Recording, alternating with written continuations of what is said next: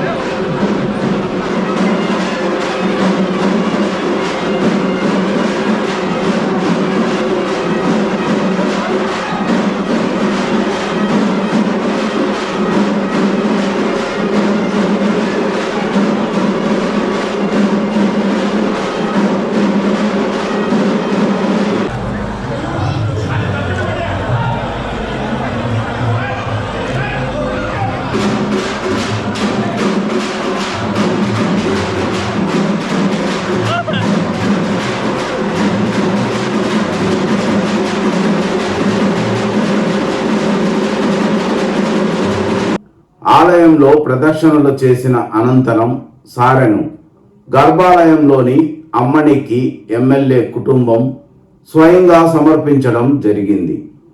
అనంతరం శ్రీ దుర్గా అలంకారంలో కొలువై ఉన్న అమ్మవారిని కూడా ఎమ్మెల్యే కుటుంబం దర్శించుకొని పూజలు చేశారు. ఈ సందర్భంగా వారికి ఆలయ సహాయక కమిషనర్ ప్రసన్న లక్ష్మి ఆలయ మర్యాదలు అందించారు. ఎమ్మెల్యేతో పాటు ఈ పూజల్లో వ్యవసాయ marketing committee chairman Akuthota Ramesh, FSCS chairman AG Kishore, రాజకీయ ప్రముఖులు తిరుమూరు సుధాకర్ రెడ్డి, పచ్చమ మాధవ నాయుడు తదితరులు పాల్గొన్నారు. ఈ సందర్భంగా ఎమ్మెల్యే మాట్లాడుతూ నియోజకవర్గంలోని ప్రజలకు అమ్మని ఆశీస్సులు మెండుగా ఉండాలని కోరుకున్నారు. అందరికీ దసరా ఉత్సవ శుభాకాంక్షలు. ఈ దసరా ఉత్సవాలు ఈసారి 11 రోజులు నవరాత్రులు రావడం జరిగింది. ఈ 11 రోజులు ఒక్కొక్క రోజు అమ్మవారికి ఒక్కొక్క అవతారంతో డెకరేషన్ కూడా చేయడం జరిగింది. టెంపుల్ ఈవో గారు కానీ అలాగే పూజారులు అందరూ కూడా డెకరేషన్ చాలా మంచిగా చేసి అందరికీ కూడా దర్శనాలు మంచిగా ఇప్పిస్తూ ప్రసాదాలు కానీ అన్నీ ఏ లోటు లేకుండా ఇక్కడ కొంతమంది వాలంటీర్స్ కూడా ఉండి ఆర్గనైజ్ చేసుకుంటూ ఈ ఉత్సవాల్ని చాలా బాగా జరిపించడం జరిగింది.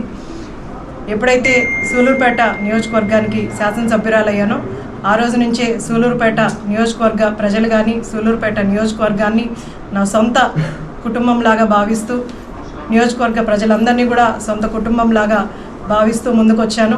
ఇంకా కూడా సూలూరుపేట నియోజకవర్గానికి అలాగే నియోజకవర్గ ప్రజలకి మంచి జరగాలని నియోజకవర్గానికి అభివృద్ధి చేయడానికి నాకు శక్తిని ప్రసాదించమని ఆ దేవుని కోరుకోవడం జరిగింది. అలాగే రాష్ట్రాన్ని ఎంతో సమర్థవంతంగా ముందుకు తీసుకెళ్తున్న మన ముఖ్యమంత్రి శ్రీ నారా చంద్రబాబు నాయుడు గారికి ఆయురారోగ్యాలు ఆ దేవత అందిస్తుందని మనస్ఫూర్తిగా కోరుకుంటూ నియోజకవర్గ ప్రజలందరూ ఆయురారోగ్యాలతో సుఖ సంతోషాలతో సంతోషంగా ఉండాలని ఆ దేవుని మనస్ఫూర్తిగా కోరుకుంటూ సెలవు తీసుకుంటాం.